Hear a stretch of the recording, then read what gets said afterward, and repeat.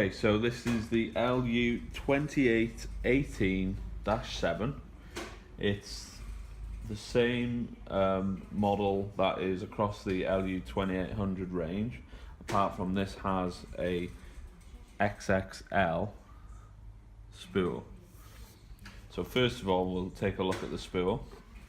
You slide the cover open and you'll see that the spool is situated here. To open the spool latch and simply take the thread out of the spool, the hook and base. So this here is the spool, lots of thread on here, and to put the spool in, thread like this, drop it in over the spring, close the latch so that the spool is down into the hook tightly and securely. Then your thread wants to come into the little gap here, around until you hear it click. It's going to come back and then sit there like that. Now every time you re-thread the spool, I would always recommend to bring the bobbin thread up as standard. So to do that and lift the foot manually while the machine is off, you have a lever here. You pull this lever up and then the foot will lift. Now holding the bobbin, the top thread, rotate the machine round using the hand wheel, and then you will see the bobbin thread be Now we can close the slide plate cover until it clicks, and we can drop the foot also. So when threading the machine, we want to make sure that the thread is coming off from the bobbin correctly, up through the eyelet of the cotton stand, in to the back of this thread stand and down. Then we're going to go into the threading post on the top of the machine, around and through. Then you can either go in once, or like we've done here, we've gone in, up and then back down. We're going to go around clockwise. This threading, this is for your thread end, and then we're going to come down through the tension disc, then back round, and this is where it gets slightly trickier. So I'm going to just unthread this part. So it comes through these two discs here, and what we'll see now is it slides round onto the spring. Now at this point you want to make sure that when this pulls up, it clicks over the little finger behind the check spring. So we'll do that again. I always make sure, as a little tip, just hold the thread at the top to make sure that you do get it. If you come round to the side here, you should be able to see it come in behind, and you'll hear it click.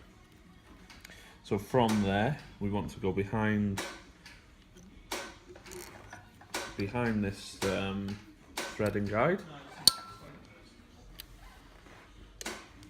Then with the needle at the top, the take up lever at the top, pull the thread down through the threading guide, through the other threading guide on the front and behind the little spacer. And now what we can do is go through the threading eye on the needle bar. And just another thing to point out is when you put the needle into the needle bar, there's a right and a wrong way to do it, as everybody knows. So the scarf, or the little cutout, which you can see just here, is going to be pointing to the right hand side, so it's going to be parallel with the arm of the machine here, and the long groove is going to be on the left. So that's going to be something to make sure, and obviously make sure that the screw is tight and that the needle is all the way up into the needle bar. So again, we're going to thread from the left to the right.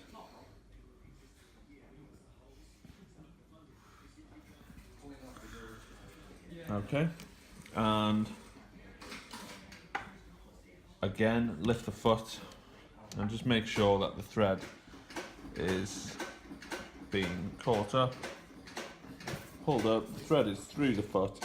This is just best practice, just to ensure that nothing will get jammed, especially if you're sewing thick work. So now on to the other controls of the machine.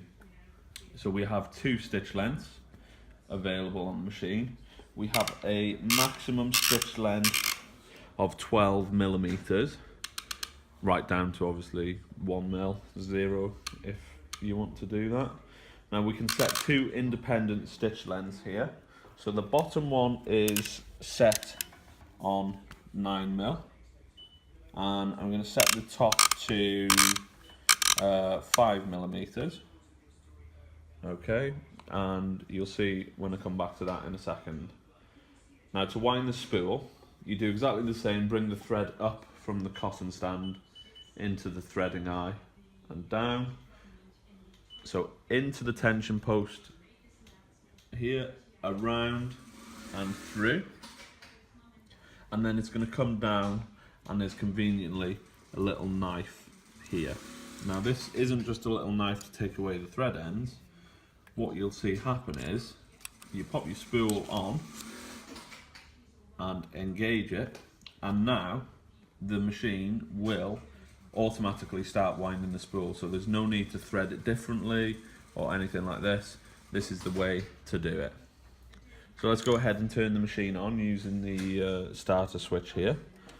We've also got an on and off button here for the LED light, which we fit free of charge. So going up to the screen at the top, it will show here back tack forward and back tack rear. This is, so A, B, C and D are, A and B is, you can see here on the screen, the forward back tacking stitches. So at the moment we've got it 4 forward, 4 back, and then C and D is 4 back and then 4 forward. So we can turn this on by making sure that this symbol is active. When it's not there, it means it's off. Or you can have a double back tack, so it's going to do the back tack twice. And this is really all of the functions that you need to use on this display. So you've got here to change the figures on the back tack, but generally we always keep it to 4/4 when you're sewing off. If you're using very heavy thread, you can disengage the thread trimmer, but obviously this machine is quite a heavy duty model, so we can take the thread trimmer option away, and we can use it. Also, we've got a convenient slider using the tortoise and the hare, so if you're wanting to run the machine very slow, you can do, or if you want to run it, you know, very fast or to a certain speed, then you can also just move it to here. So we're going to set it just halfway for the moment. Final thing on the top of the machine before we start sewing is the alternating presser foot lifting dial. So using this, by turning this, you'll see the presser foot actually lowers and goes higher. Now, depending whether you're sewing thick work with lumps, you can obviously increase the foot walking height, but you know, generally we set it around just in the middle between 3 and 4. Down to the machine, we've got a control panel here at the front. I'll just talk quickly about this. So here we have high foot walking, so it's the same as this, but it's going to operate on the secondary switch. So if you watch the foot will go higher, and that's instantly set. We have here cancel back tack. So at the end of a seam, instead of not wanting to use your back tack and you're in the middle of a seam and think, oh, I want to not back tack, you can press this, and what will happen is is it's a cancellation switch. This switch here is for jogging the needle. So we can actually jog the needle, and conveniently there's a option on this machine is if you want to start right on the edge of the work,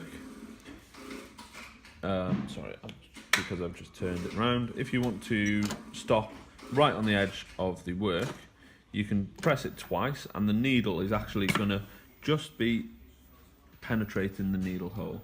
So you can see how low that is. You can put your work then up to the you can put your work up to the needle, start sewing, and you're going to be sewing right on the edge of the material. So again, going back to the cancellation of the back tack switch, if I want to just trim now,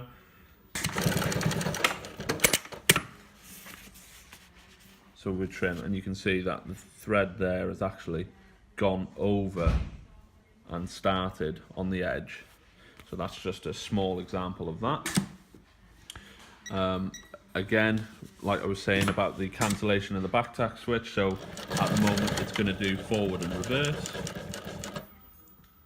If I want to cancel it, you'll see that it's actually flashing now on the screen, which means it's going to cancel. So now it should just position and trim, which it has done, and it trims cleanly. Okay, so going back to the switch now, talking about the stitch size. So when we start sewing, if I want to change to a different stitch size in the middle of a seam, I can press this switch. You'll hear a little pop, which is the solenoid, the pneumatic solenoid, and now the stitch size has changed.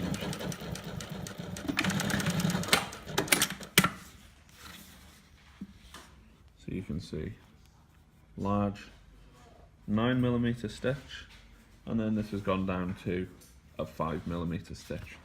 We can change this down a bit more just to show a bit more of a difference. So we'll go small stitch,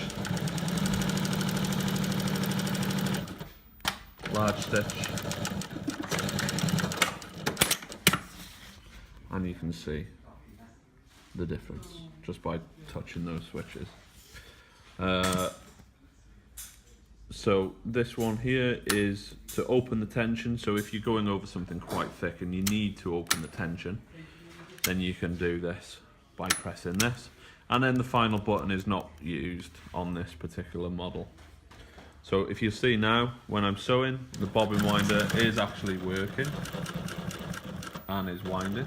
So just by popping the thread into the knife and putting a bobbin on, opening the latch or closing it onto the spool, it's going to start automatically. Final things, we have a knuckle switch here, which can be raised or lowered, and you can use this to go in reverse,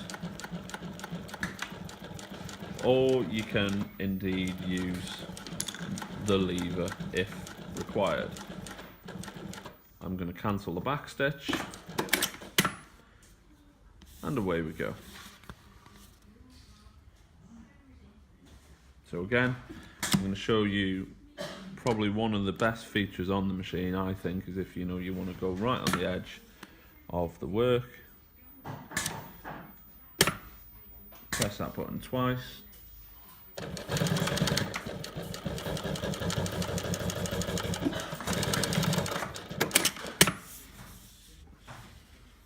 And you can see it's literally right on the edge of the work there. And one thing that we make sure we do here is balance the sewing so that when it reverses and comes forward, the sewing is back in the same holes. So that is the Juki LU-2810-7 small introductory video and small instructional video on the machine.